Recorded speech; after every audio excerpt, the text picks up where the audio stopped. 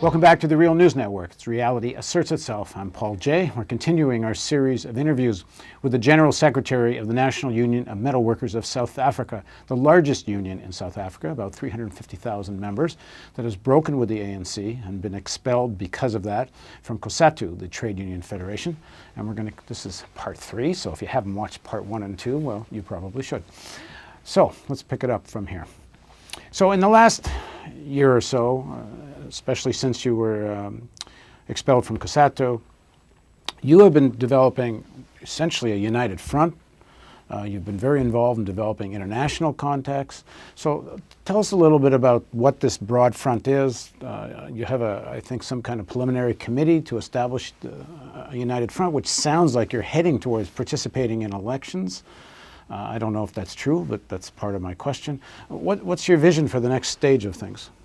Well, I think I've already raised the fact that, yes, we have launched the United Front in December 2014. The real mission with the interim committee is to have a final launch that will take place in April. From where we stand, the United Front must take up working class struggles. As you know, as a result of deepening poverty, unemployment and inequality, South Africa has become an international capital of service delivery protest. And we see the United Front basically championing shop floor, linking up with NUMSA being part, championing shop floor struggle, linking them up with community struggles to make sure that the working class is really mobilized and it takes up the campaign, it challenges the neoliberal agenda, it makes sure that the Freedom Charter is being implemented, the struggle for jobs, and that struggle is in the best interest of many young people who finish school, who can't be absorbed by the labor market because there are neoliberal policies that are being pushed. Of course, NUMSA have also taken a very firm stance that the working class need its political organ, and therefore by March, we'll take a final decision. We have been actually inviting people internationally. We've been taking international trips to begin to explore what's the nature of the political organ of the working class that we need, because the South African Communist Party, which used to be the hope, which used to sharpen contradiction in the interests of the working class, raising its levels of consciousness, has basically been swallowed by the state. So your tactics involve more militant strike struggles, supporting miners and others that are taking on some of the more conservative unions that are trying to restrain those struggles, mass protest. But as you say, at some point, you got to deal with the question of the politics of this. There has to be an electoral strategy. I mean, it can't just be don't support the ANC. So, I think in the immediate, there's nothing stopping the United Front. Of course, I'm not taking the decisions for them. There's nothing that stopped the United Front, once it is launched, to basically begin to prepare and look at the state of the local state. In 2016, there's local government elections coming. You don't need to form a political party to actually take a decision that in a particular local municipality, you will support particular candidates whom you know that they've got the interests of the working class. So in 2016, the United Front can basically, in a targeted fashion, target particular municipalities and contest those particular local municipalities. And of course, by March this year would have been very clear which direction are we taking in relation, what's the nature and form of the political party that we want to crystallize. Of course, NUMSA will not turn itself into a political party. It remains a trade union, but it will continue to be a catalyst for both the realization of the United Front and the movement for socialism. What's the nature of mass media in South Africa, and how has it been reporting on NUMSA and this struggle? Well, I must say that we've got very progressive journalists, in my view, who are literally seeking to ensure that they report. But I think of late we have noticed where basically institutions like the public broadcaster and various, there is some slowly coming up of closing of the space by government and those who have got power of influence to deal with progressive journalists. And I think we need to defend the democratic space. That include looking for alternatives, forms of media to challenge what is likely to be, as I was saying to you, as we're ending the year, there was a story planted that we want to overthrow government, and we think that is a sign of dictatorship in the making. If such a propaganda continues, within no time, we will find ourselves with dictatorship in our hands. Yeah, then you start to have anti-terrorist laws used against. That's the issue. Do you get on South African public television? It's SABC, correct? Which is sort of, is like at the level of a BBC. It's a major broadcaster. It is a major broadcast that of late. Do you get on it? Well, we do, but of late we are beginning to notice that they choose what to cover, and we can see that journalists are progressive, but there is a closure of space. Is there a debate over whether to participate in electoral politics or not within your own movement? Well, working class cannot just be about matching. Championing working class interests can't just be about matching. We are seriously interested in beginning to look as to the real reason why we've been part of the African National Congress. The reason why we swell the ranks. We've deployed so many cadres to basically to use every site of power to continue to champion the interests of the working class. For instance, if the South African Communist Party, which is in parliament, was using the fact that they are in parliament in order to expose the limits of capitalism, there would be nothing wrong with that. If they were linking the struggles in the streets and basically take platforms in parliament to continue to advance the interests of the working class, yes, we think there is a huge vacuum, which is why we do need an alternative for the working class, not just to run to parliament, but first to mobilize the working class. And if a decision is taken at some point to contest elections, we should be able to combine those two. In other words, the working class interest must be championed in all sides of power in society. So when you look forward to what your vision of society, the next stage will be, and let's assume one form or another there's going to be electoral politics, how do you implement the Freedom Charter? I mean, the Freedom Charter has wonderful principles, but to actually execute on them can be rather difficult. If you look at the Latin American experience, you know, Chavez and others had somewhat similar principles, but it's been a damn difficult thing to execute them. Look, that's not my experience. I think we have a situation where we've engaged as a result of the politics in South Africa with all interested people who have invested in South Africa, who still got an interest to invest. When we explain the fact that South Africa's future is not through super exploitation of black and African labor by paying them starvation wages, sweat to the bottom. And also it's about making sure that both black and white have got equal access into the economy if you want to change power relations in society. I mean, we do not come across with capital that is hostile. And also, why should we be expecting capital, which is about maximizing profit, that they must even make policy that must be in the interest of the working class? Why there's no decisive intervention by the state on behalf of the people, as long as there's rationale that those who want to invest their money, they can guarantee that they will get their returns.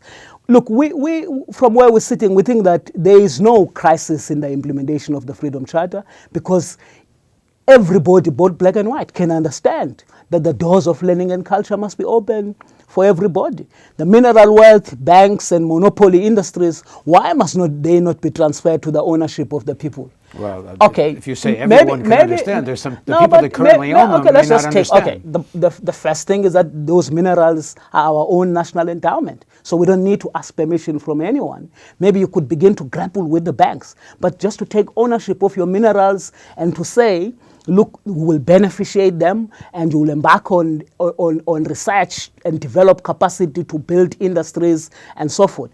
I mean, any economy that is to develop, it must create jobs, it must have buying power, and that's when you can think about economic growth. If you continue with the direction which destroys jobs, how do you think that capital must come and invest in a sea of poverty when in fact what you need is security gate, is self-imposed prison, not to think outside this box and not to think outside the box of what everybody have defined for us.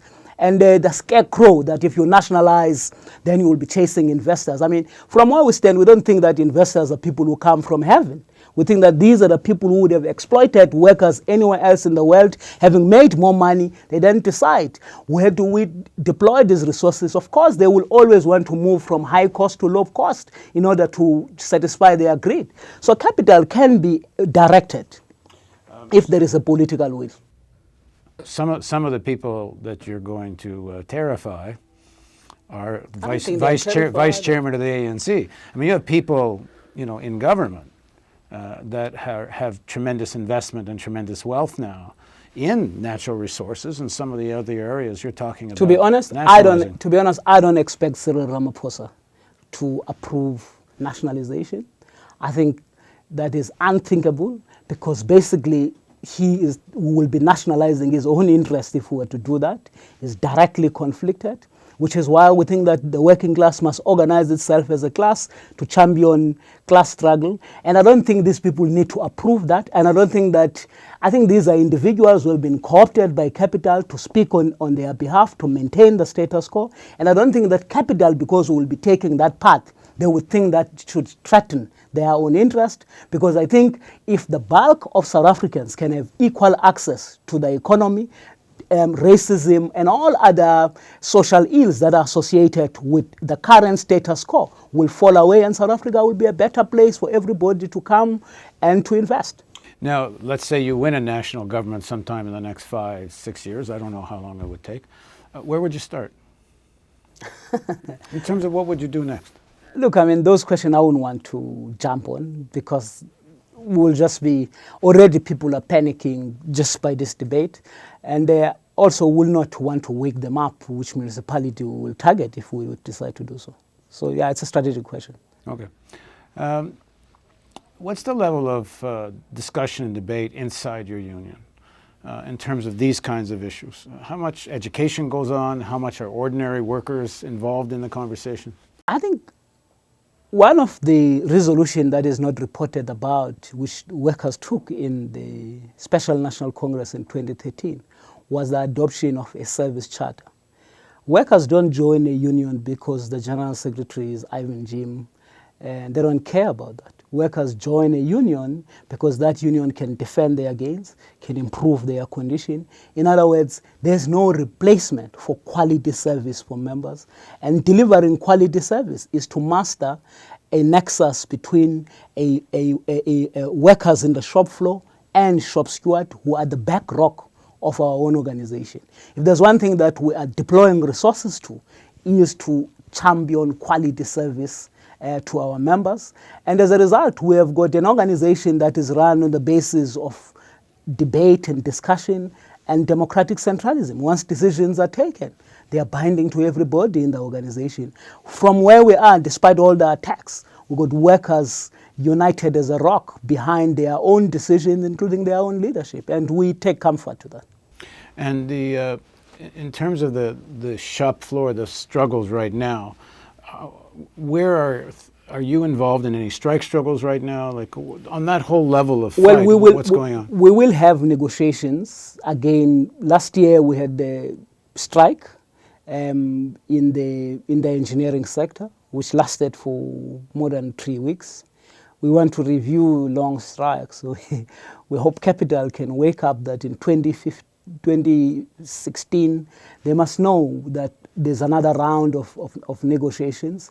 What are they doing now? They must stop being lazy and then complains about strikes. We think that it's time for CEOs and together with us to begin to plan to make sure that when it is that time that the TRIA agreement will come to an end, we should have a settlement that constitutes a living wage for our own members. We think that we have told CEOs of companies in relation to that. And of course, our work in the shop floor is an everyday. We're taking workers into Workers in Daba, where we sit and plan. We call to the bosses to make their own presentation so that we can be able to know what do the bosses think and what our members think. And I think that's the role of a union, that's continuous.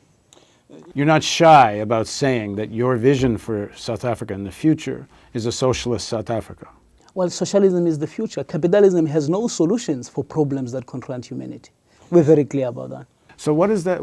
I know you can't get too detailed, but what does that look like, you think? And I don't know when you're able to achieve it, but what does it look like? Well, which is why we are not hamstrung by ism. We're very clear that in the immediate, we need to fight for full implementation of the Freedom Charter.